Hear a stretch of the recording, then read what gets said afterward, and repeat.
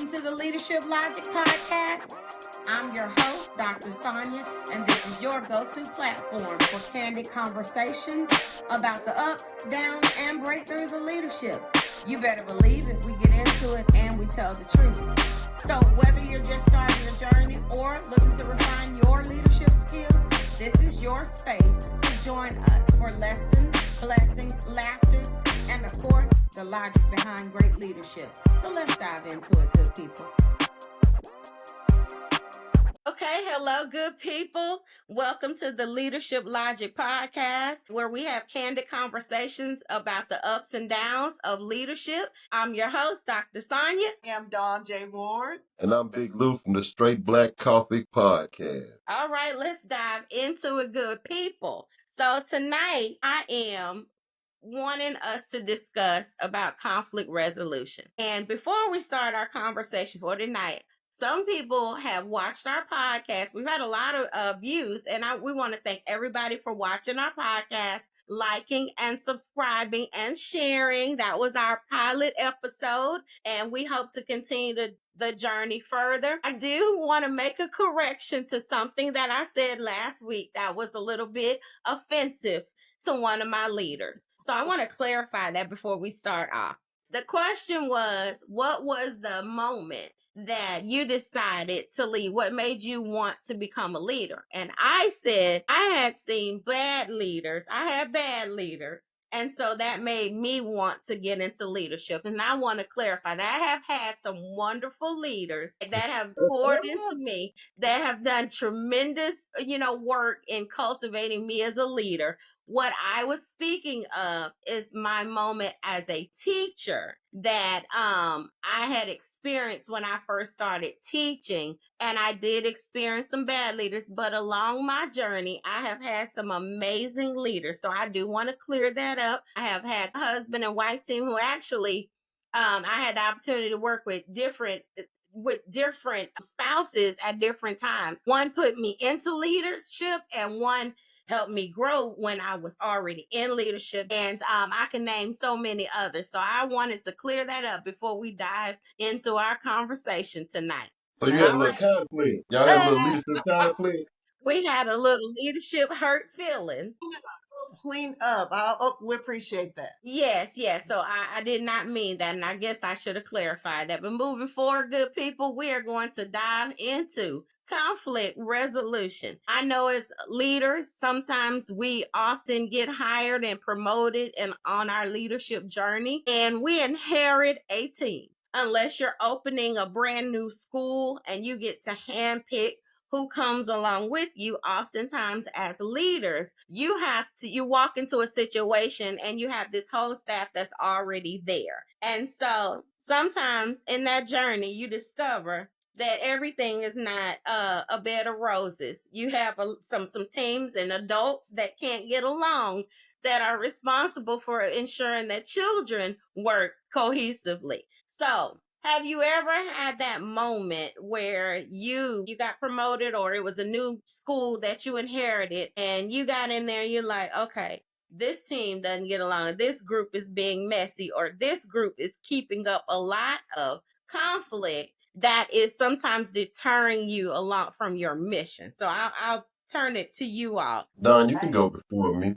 Thank you. I appreciate that. I definitely agree. I think that for me, I have encountered that a lot. I was probably at about 7 different schools. So I've gone from school to school to school, and the transition in each school was always different. But my philosophy when I went into a school was, don't tell me. I don't want to know. Like, don't come to me and tell me who's messy. Don't come to me and tell me who's this and who's that. And I always wanted to find out for myself. And that way kind of gave me that perspective from a different perspective. But I did have one school where I called the teachers the Fab Five. It was a Fab Five. They did everything. They were over everything. They controlled everything. Nobody could do anything without them. I can remember being in elementary school where 3rd grade, it was always something going on in 3rd grade, not with the children, but with the adults. And it was just that conflict resolution, just trying to get the adults to be adults. So I can tell you that I've seen it a lot. And for me, my personal experience is when I walk into a school building, my philosophy was, I don't want to know. like let me figure it out for myself, just very naturally into that school. Yeah. That, you know what, and I, before we go to you, Big Lou, that literally is a whole podcast in itself. When you start something and then you move to a new school, and then you get that school going, and then they say, okay, can you go over there? And that takes a toll on you as a leader. And that may be something we discuss in the future, because that literally is a whole nother episode right there. Is, Yeah. getting your journey continuously. So it's almost like it's a term of endearment, or it is, we know you can do it, so we want you to go here type thing. But it's like, dang, I just got used to this group. Now I have to go and figure out another group and whip them into shape, so to speak, or whatever the case may be. So yeah. Because it feels like you don't get to enjoy the fruits of your labor.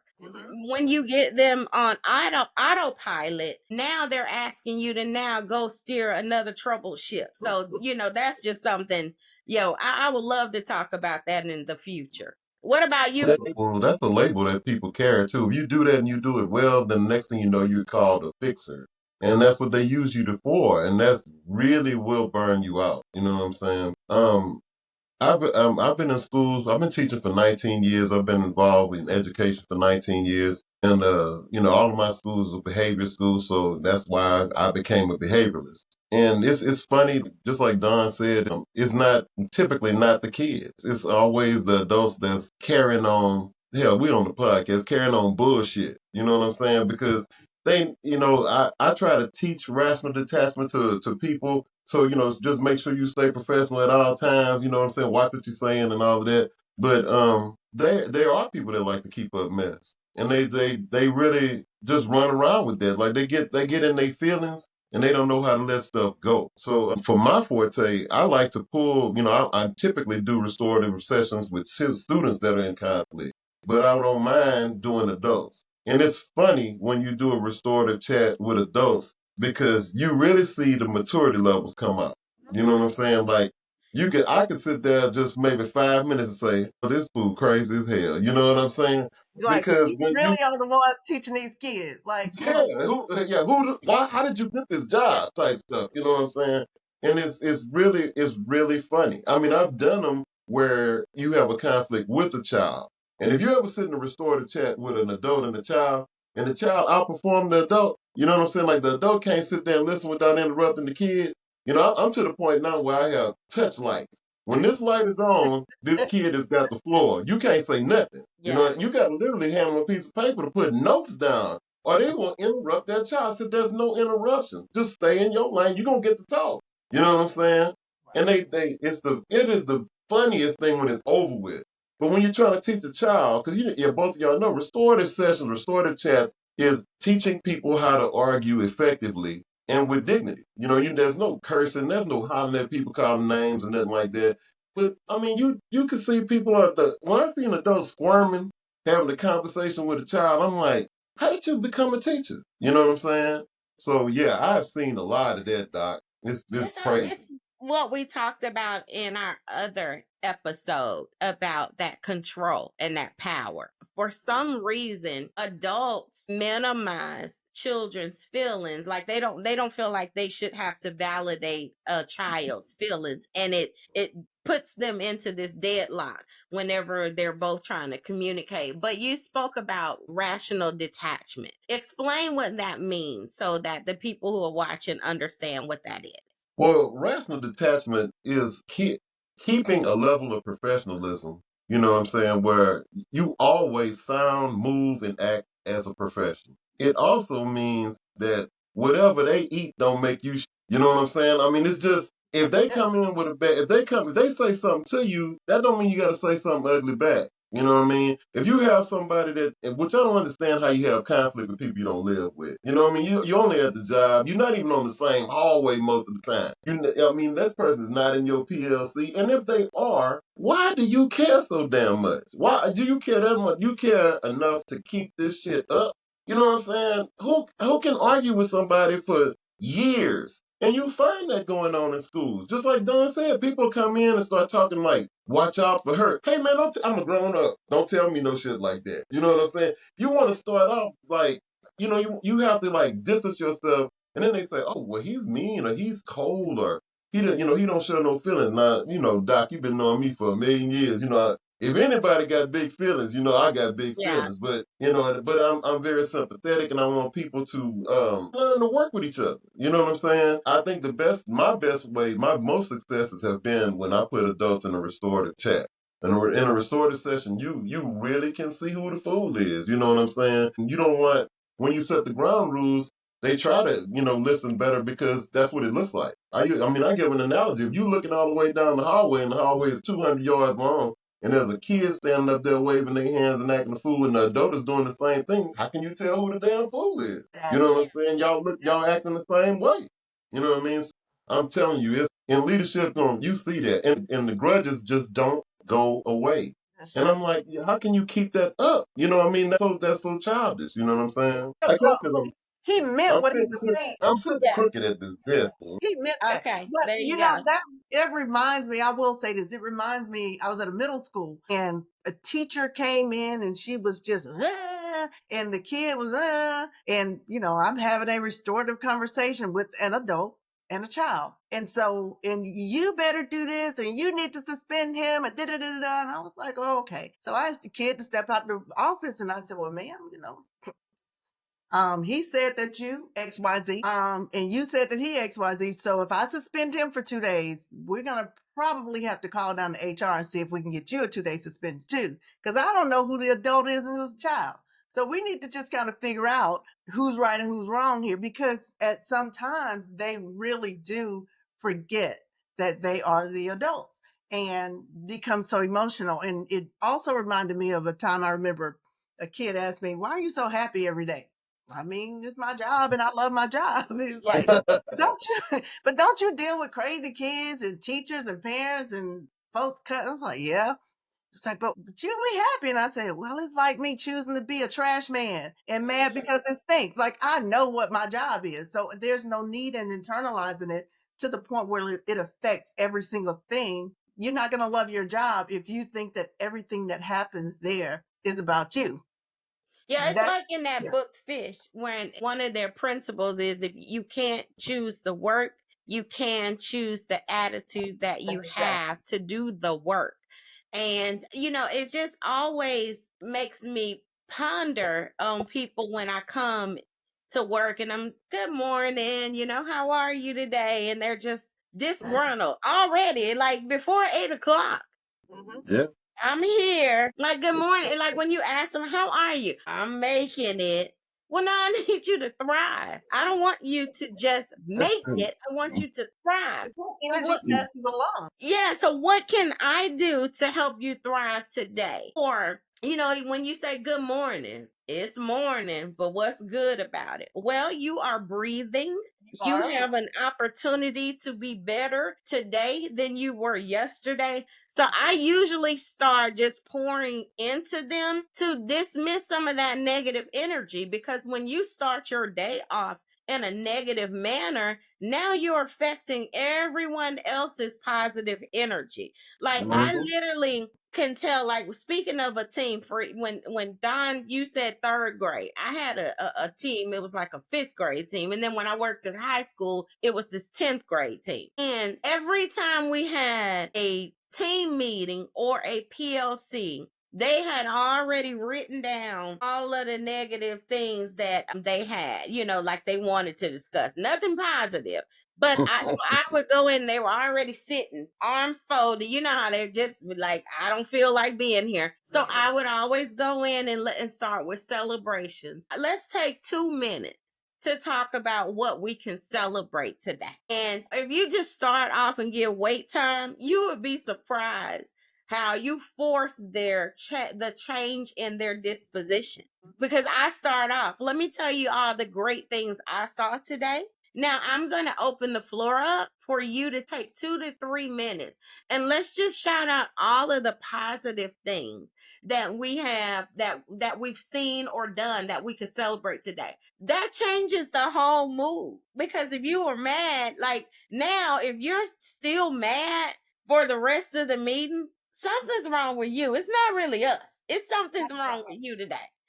Oh, it's definitely something wrong with them because when when leaders come in and they start off like that and that positive, there's people in there that's mad that you said that. Because they don't want to do that. You know what I'm saying? I Is don't she feel all like too? talking about I don't want to talk about nothing good. Like I'm it's ready. gonna kill them to say something nice. You know what I mean? And it's that's the folks though that we talking about that will keep stuff up. You know what I'm saying? And they just wanna I don't know how people can live in misery like that or they just want they I can't be that vested in somebody that don't live in my house. Yeah. It's just crazy to keep up feuds and vendettas like that. But people, they definitely do it. But And it's, also, you got to think they spend, some of them, many of us spend More more time. time there than we do in our homes. And oh so yeah, you that's true. become that That's true. extended family. So it goes back, even it's like, it's still a relationship and a Yeah. bond that we have to have, or at least a mutual respect that we must have for one another in order to accomplish what we need to accomplish together. So you have to really cultivate and nurture that relationship. So, how do you do that when you have disgruntled people that you have to encounter and engage with every day? Like, what do you all do to fix that problem? Or what would you suggest to other leaders out there who are grappling with this problem of going to a toxic workplace? How do you turn that into a positive workplace where you start to have collective efficacy amongst your team? Well, I like to do like team challenges, like like the say if you knew the two opposite parties that were having the problem. Well, you can have a team like a team event where they actually get to play against each other. They can do something against each other, and then and whoever wins, that's great. So one team gotta win. Somebody's gonna win, and then you regroup the teams and you consciously put those two people on the same team, and you almost you kind of set the stage where they can work together and they have a pretty good chance of winning together. You know what I'm saying? And then I want to see how y'all respond towards each other when y'all just accomplish something together. Yeah, like let them know that they can. You set it up to where they look like a good team together, and then watch the relationship blossom from that. You know what I mean? I mean, it's to me, it's very difficult. This is a tough topic, and it happens all the time. But it's an extremely hard topic. Like, I don't know. Y'all might have played college sports. I played college ball. I've been an athlete my whole life. I've never had anybody on the team that I had a problem with. Because you suffer together on the team, you win together, you lose together, Mhm. and you're gonna get tight with those people. You know what I'm saying? I'm not saying we could do it at school, but if you got to shower with everybody every day, it ain't like you can stay mad with them. You know what I mean? Yeah. So I think like you said, as much time as we spend together, then we should be pretty close. Like in my last school, I mean close. Like we go out on Fridays. I don't even work for that school anymore. And I still go out with them on Fridays. They like extended family. If I'm barbecuing at the house, they come into the house. You know what I mean? Mhm. It's not everybody that I'm gonna let do that. Yeah. But everybody on that campus that I've touched and have touched me, I can be cordial with. I don't hold stuff like that. You know what I mean? You just don't. You have levels of friendships, but there's no hatred. You know what I'm saying? And you should be able to work with everybody. I mean, it's a DAEP, man. You got to be able to work with everybody because it's kind of you versus all them kids. You know what I'm saying? And the goal is to change the kids. So if kids hold grudges and they see you doing it, what you think? You modeling the behavior that you're trying to get them to change. You know what I mean? And that happens a whole lot. Yeah. I Well, don't, I don't know. Brian, You what just do gotta. you do? How do you change that? Because I kind of have my own thoughts, but I want to hear what you have to say. Just piggybacking off of Big Lou. When he talked about just the culture, I can recall just being in a school where the culture, we used to call it the best kept secret because it was just used to be just a really great quiet school, and then it really started changing internally. Well, the parents changed, the kids changed, the neighborhood changed, and the teacher still expected the school to be, the school that it was of the days, and it just wasn't. So it was kind of a difficult place to work because number one, the teachers did not support the kids. You would go to a basketball game, football game, choir concert, band concert, and it would be the administrators and the teacher there. So what I did was I started a program, we called it TECA, Teacher Extracurricular Activities. And so it was actually a Title I school. We were able to kind of use some money to pay for a day off, but it really was a day in the building. So after 10 events, they would come see me. I would check them off at 10. We would give them that day with the sub. Well, at some point, because the kids would come back to the teachers and be like, "Oh, thank you for coming to my game." Like, they wouldn't even let me give them points anymore. Like, they was like, "No, I don't have to get points for that." It actually became part of the culture because it was such a culture where the teachers didn't understand the kids anymore. So therefore they didn't support them. And so just to try to bring something to them, so that they can understand that thank you for coming, and they just enjoy doing it again. And so that was very rewarding for me, just to see that culture change with the teachers actually supporting the kids in a very kind of a toxic environment. Yeah, but so we talk about, like, it's kind of easy to, well, it's not easy, but teachers know we pay you to support students, right? So you're going to have to, if you don't like this job, you're going to have to find you somewhere to go, or you're going to have to support kids to the best of your ability. But I mean, what do you do when to build those teacher to teacher relationships? Like, and I'll give you an example. For me, what I found is the most effective is to not listen to individual teachers. Like, if one teacher from that grade level comes and tells me about Mrs. So and so, and then Mrs. So and so comes the next hour to tell me what she doesn't like about the other Mrs. So and so, and then here comes Mr. So and so, who's fed up with all of the drama, telling me about everyone else. So what I do is, I found that I don't entertain it. I go and get all of them together and I just air it out. Hey, at 9 o'clock, you came and told me this was your concern. 10 o'clock, you came. 11 o'clock, you came. So my day has been monopolized by you all sharing individual problems. So during this planning time, we're going to sit together and we're going to hash it out and see what kind of action plan we can come up with that everybody is going to move forward. Because my motto is, if you bring me a problem, you better have already thought of 2 to 3 ways to solve it. Don't just, because I don't want to be the professional troubleshooter. I don't want to be the fixer. They used to call me in the district office, the district Olivia Pope, and that used to burn me up because that was my job, to put out fires. But there were other people who were very capable of it. Just because I'm skilled at something doesn't mean I enjoy doing it, right? I know how to drive a car, but I don't like to drive.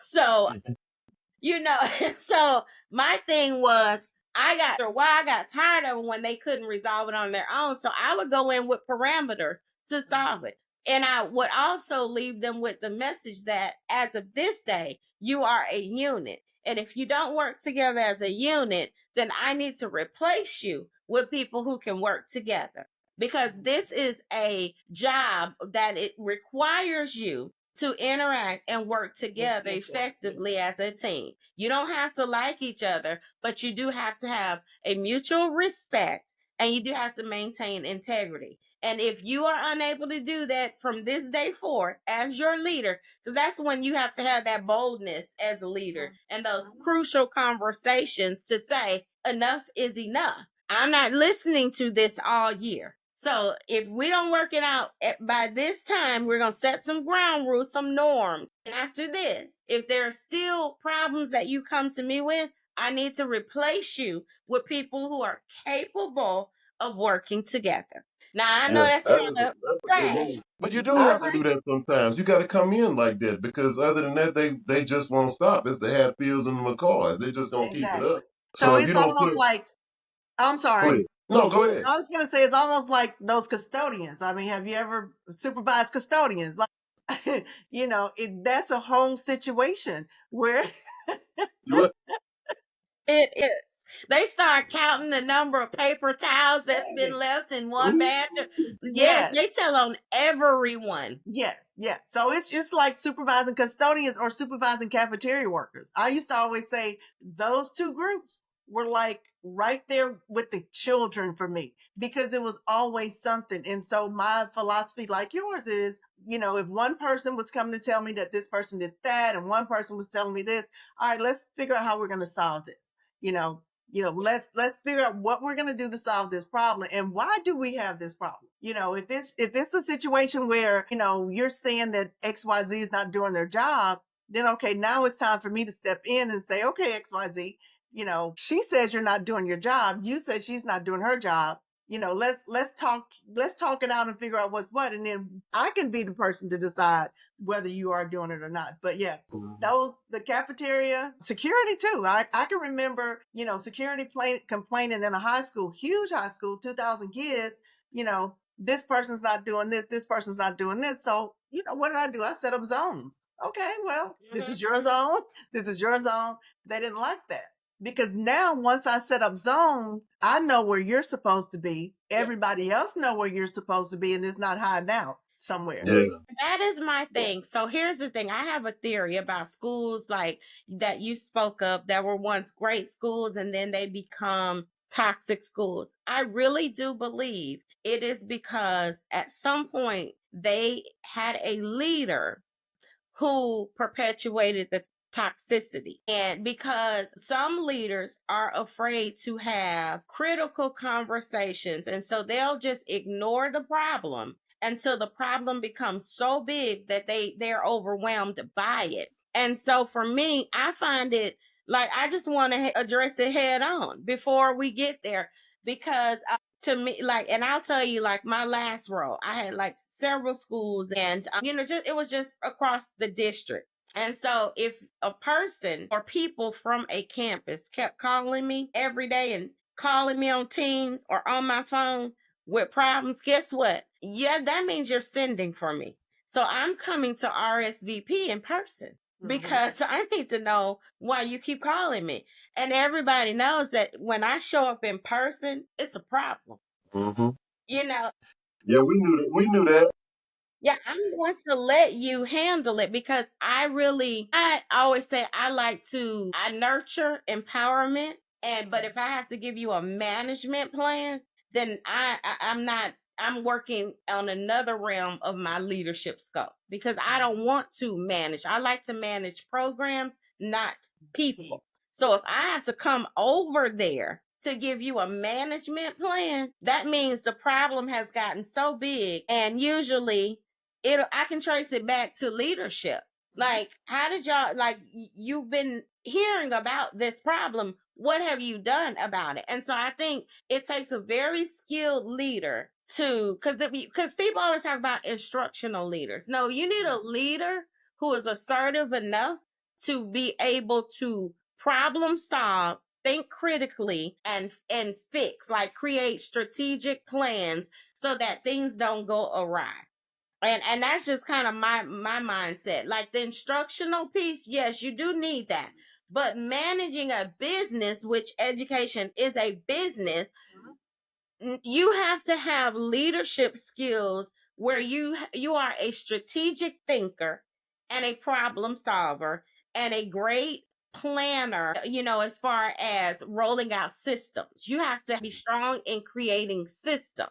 So that's just my thought on what I think is necessary for conflict resolution. If you don't come with all of those things, then your problems will get away from you because you just hope they'll go away. You don't want to address them. You just hope that people get along. Well, relationships are actually taught. Just like we teach our children at home how to engage with us, manners, character, morals. Those things are taught. They don't just come out of the womb knowing those things. Those are the Exactly. things we teach Exactly. them. You mentioned something earlier. You mentioned you can always take it back to a toxic leader. And, topic for another podcast is when your leader is toxic, when your leader is the person who is perpetuating all of the discord in the building. Now you have a whole different scenario when that leader is that person who enjoys it, it perpetuates it. And so She now got you the have a full whole pedal different level. scenario.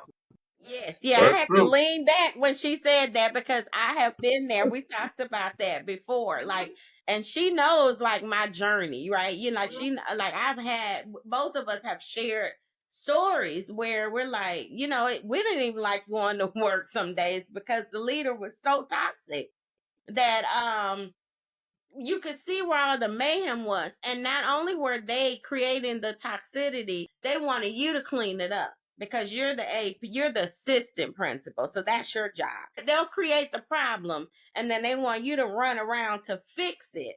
But then we'll get upset when now the people gravitate to you To because you, you yes, helped them resolve the yes, problem. So yes, now they're mad at you for yes. doing the job that they actually asked you to do. So Absolutely. to really just being Absolutely. a coward when it comes to, leadership, not, as you said, sometimes you have to have tough conversations. And I didn't mind having tough conversations. And I used to say, Walmart's hiring, they take greeters because if you don't love children, you can't work with me. Like this is not the place to be if you don't love children. Like, why are you here if you don't like children? There's some Yeah. places where you don't even have to see them, but don't come in here. And I used to tell my teachers, I would say in high school, you have 185 lives a day in your hand.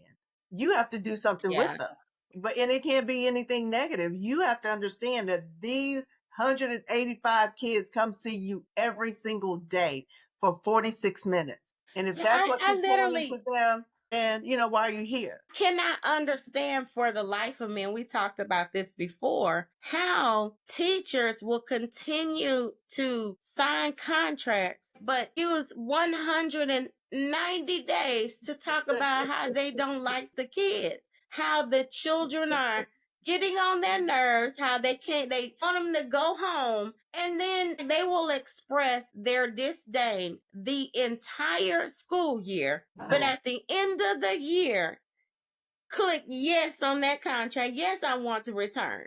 That's And because I that misery don't love understand company. that. Maybe They they enjoy the enjoy the misery. conflict. They need to go Yeah. sit with Big Lou because they enjoy the mess Well, if that they they're come and putting sit with me, themselves in. they gonna get that straight black coffee poured on their ass because Yeah. it's really misery loves company. Those people, I know, I almost feel like I know who she's talking about. You know what I'm saying? But there's people that will stay in that job and talk about how much they hate the job. I can't stand coming here. The money ain't right. I can't stand these kids or whatever, whatever. And they come back every year. You've been here 15 years and you still talking noise about kids. What's bringing you back? Because if you're a real teacher, you could go anywhere. You know what I'm saying? If you could teach, you could teach anywhere. So, like, I know when I took on the job at the DAEP, those are the kids I wanted to be with.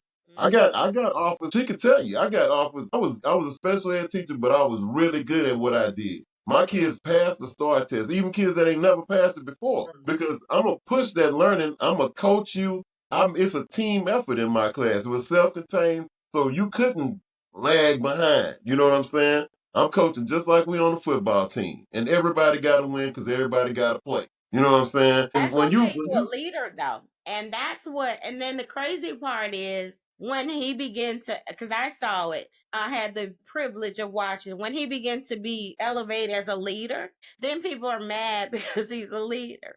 Well, but he didn't change. He was still the same person he was from teacher to lead, to the leadership role. The problem was, and I've even said this to some people. Well, he's still the same. Now you changed your perception. It is something internal in you that is Exactly. viewing it differently because of that professional jealousy. And because he's still the same. I talk to him every day. He's still with the same kids. And I went through that when I started to grow into leadership roles. Well, nothing about my personality changed. The scope of my work changed, and I'm going to do it with all fidelity. That is what I'm going to do. and And we so actually saw that a lot because like everybody was. I remember when her first round when she became our leader, like she was over everything, student affairs, all kind of stuff, and she took on our school. There was women teachers that was like Women. against her, and they didn't even know who she was. I mean, like no clue. And then they would come and they'd ask you something about her. Like then I was like, I said, all you have to do with Dr. Watson is your job. I said, as long as you're taking care of business and your paperwork, your classroom is in order, and you show her that you care about these kids, I said, you ain't never got to worry about her. I said, if she walks in the building and she walk in your classroom and you bullshitting, she can smell that a mile away. I said, you might want some, they might, because we had an all call. Now, I'm going to tell the truth. When she hit the building, the radio clicked off. There was a click, there was a sound, there was something to Hey, let you know. Elvis is in the building. That's a It, code it, word. What's the it code was word? double. Listen, and one guy would always meet me at the door. So that's how I knew that they had to have a code. But Because we as couldn't soon run as I game on her, swiped you know. in, as We was soon as trying to run game, but she was on that game. I mean, it's just like, like I mean, I was to the point where I would tell them, don't even try, man. Just do your job. I said, because I'm telling you, when she's gonna see through that mess. You know what I'm saying? But it was surprising to me, like how people, like they just felt like it was gonna be a problem, and I was like, it's not a problem if you even if she sees something that you're not doing well, she's gonna coach you in that aspect. All you have to do is just improve. You're not and expecting I anybody to think, be perfect. They trying to duck her and not yeah. improve. You know what I'm saying? And I was like, she gonna smell that, bro. It's like you can't get away with that. I said, real leaders can see and smell bullshit. You know what I mean? Because they've experienced all of that. They've trained people, and it's just like just do your job. As a leader, what helped is that when they begin to see, I'm going to support you and I'm going to correct you with love. Yeah. If somebody, if now I'm not going to mention it, but if you want to tell someone about your correction, that's on you. I don't go and tell people. And so they begin to understand that I'm here to help. And sometimes I just want to get my refill of being around students because I'm Yeah. dealing with all this other adult stuff in that district office and other problems that I need those hugs. I need to see those smiling faces. I need to go over there and refuel my purpose, my why. I know those children at the alternative school, sometimes we're their last stop of hope. And so I need them just as much as they needed to see me every day. But it is amazing. Some people will wake up and decide they don't like you, and some people will just love you. And I'm okay with that. I've always said I get my blessings from God, my love at home, and anything else I get in the workplace is a bonus because I'm there to do a job and I'm going That's to a do whole podcast. He said it. Women.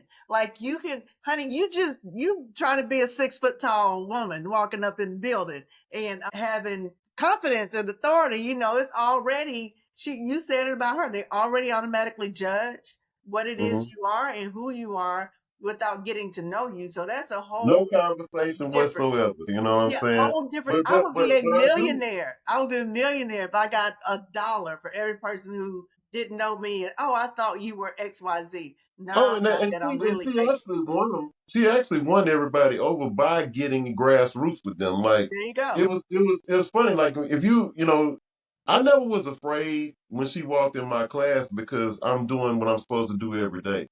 And I knew when the first time the way she would always see the way I move anyway. But the first time she came in my class and we was getting it in, and that's how I am with my kids. We gonna this is next the bell ring. Let's go to work. Hit your bell ring, and we finna get it in. And I talk to them just like that. And she sit at my desk, and embedded in my kids in my horseshoe, and we are really getting it in. You know you got her when she comes sit beside you and start teaching the lesson with you. You know what I'm saying? And I used to tell people that. I said, if you can get her to get involved in your lesson or get involved on that smart board, I said, I guarantee you she ain't coming to your class a lot. I said, but she gonna come in there, but not a lot. I said, if she feels like you need help, every time she come in the building, she gonna come through there. You feel Yeah. like you get P-tested every day. You know what I'm saying? But you know But what I I think, learned it was, Big Lou? I learned when I started talking to my counterparts who had other schools. They went by the schools and they only talked to the principal. They only yeah. talked to, the people at the top. So what was so unfamiliar with people about me is if it's my school, I'm going to every single class when I Yeah. go. Like And I you had knew it us mapped all. out. On Mondays, like, your school, I could hit every class because it was small enough for me to do so. My larger schools, I'm going to these grade levels when I come these, but by the end of the week, I'm going to hit everybody's classroom and with my notebook, and then I'm gonna give you some Hmm. follow-up notes, send you an email because they need to understand that they're boots to the ground and that's where Mhm. all the magic happens. It's not Right. happening up in the office with the principal. They can tell me. To me, I've always been a person, and Don is very much like this too. We are researchers and information seekers by nature. And Mhm. so you can tell me something and it can sound amazing. But Mhm. I, as a leader, I'm going to go see for myself. I've Absolutely. never been that person where people can just tell me something Mhm. without proof and validation. I have to go and experience it and see it. And like when I go to church on Sundays, I'll hear the sermon, but I come home and then reread it and try to figure it out. Like, how do I internalize it? Mhm. And so that's just my personality. And when people get to know that, it's just different. But I don't want to belabor that. I want to go into story time, like where you had that moment as a leader and you were like, what the hell? I don't know if somebody is pranking me or does this really happen in places? And so I want to share a moment and I will remove the names and all evidence to protect the innocent. But when I first started in my leadership, my first year, it was a team where you know how you would departmentalize in a school. I'm not even going to say where. You would departmentalize. And then back then in this district I worked in, they often hired a lot of spouses to work together. And Mm. so I will never forget one day I paired up, a male and a female that one taught math science, one was the ELA guru, and then the wife was on my leadership team. And so I got a radio call, get to the lounge, get to the lounge, get to the teacher's lounge. I'm like, okay, what is going on? Because children aren't in the teacher's lounge. So what could this possibly be? Now, normally when we get those calls, we think medical emergency, right? So I'm thinking, Mhm. okay, where's the defibrillator? What are we going to do? I get in there and it is going down. I'm talking about salad all over. Everything that they purchased or either brought from home for lunch that day was on two women. And then the male is sitting there like he wants to run. So I'm thinking, okay, what could this be about? Well, what occurred was the two people that I partner with began to have a workplace romance. So you matchmake it. I knew they had chemistry, but I never Mhm. thought that it would go that far. Okay. So all of those times where I had them in planning meetings alone, trying to hash it out, 9-week planning meetings, well, they had begun an affair in some kind of way. The wife who worked on the campus found out about it. So Figured it you out. Figured it Yeah, out. so she caught them. She caught them. Mm. And so I guess they were, and I didn't know because again, I guess that was some talk about conflict resolution. I didn't know that this had been going on over 2 weeks, and they were going back and forth. And so this was the day, I guess, the workplace mistress walked into the lounge and the wife just lost it, and so they were having a food fight, all out scuffle, over this guy, because the wife had told the husband that he could no longer say anything to this lady. Well, they were partners. So it was almost impossible. And here I am planning them like you all need to be in planning together, right? So it just went. Mm.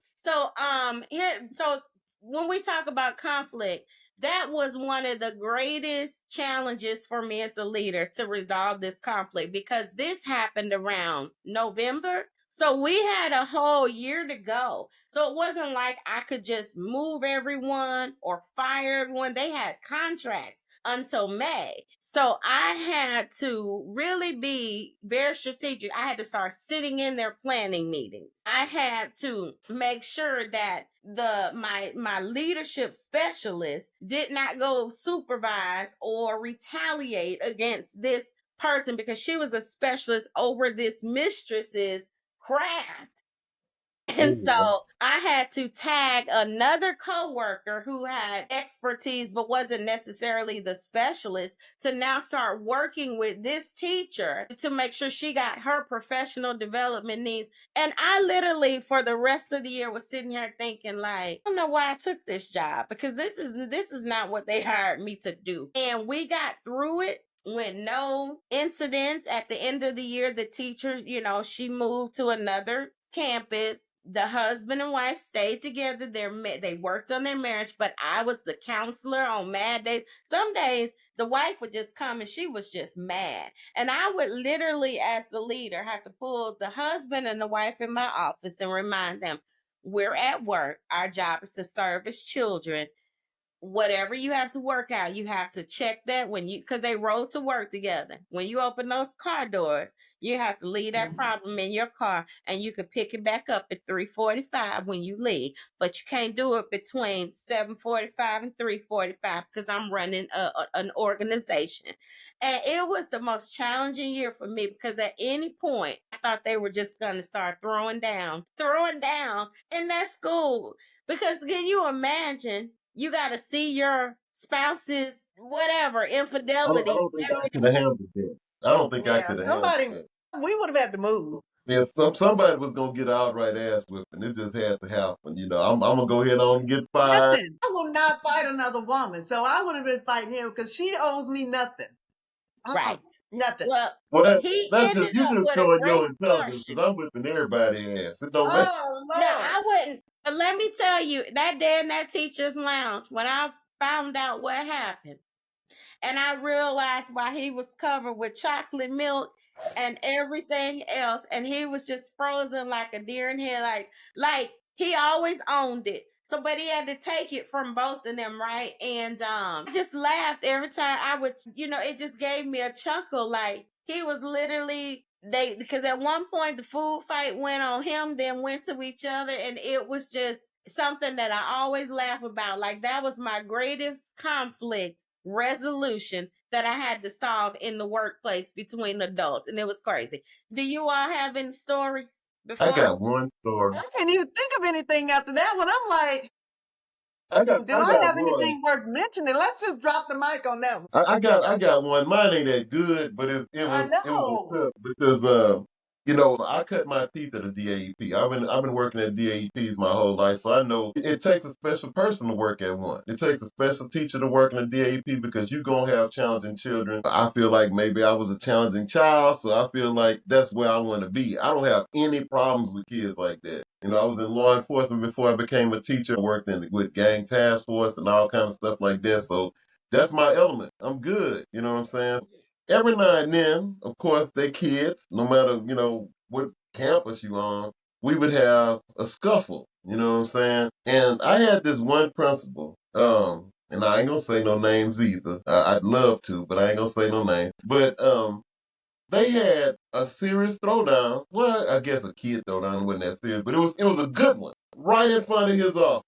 You know what I'm saying? With the Good. adults or the Those kids, and we got a secure campus, so we got by far I wasn't the biggest dude there, so we got people, but this person was the principal. And when we got there to settle the situation, at least break it up and get it under control, en route to it, I actually witnessed the principal step out of his office and see what was going on and slide his ass back in there and close the door. That was my real what the F moment was going on right there. Because I was like, your name is on the door. You not fitting to get in. You just, closed the door. Like he didn't see. Look, Mm. oh, Yeah. that hold has on. happened to me I many was like, times. dude, bro. You know what I'm saying?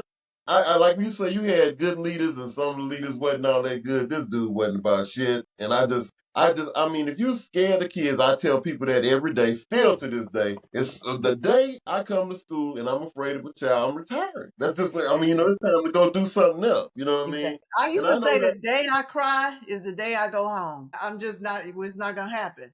Yeah, I would tell them, you're not coming to my house and disrespect me, and we're not going to do it here either because I spend most of my time here.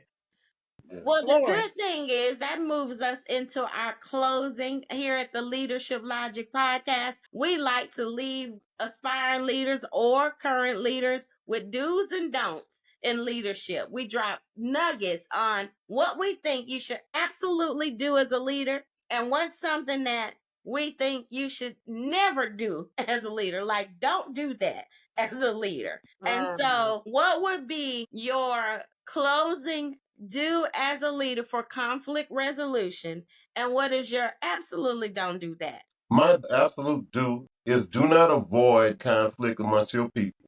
Get in the game, get off the bench, and try to help people solve problems. And the absolute don't is don't get involved with either side. Don't pick sides.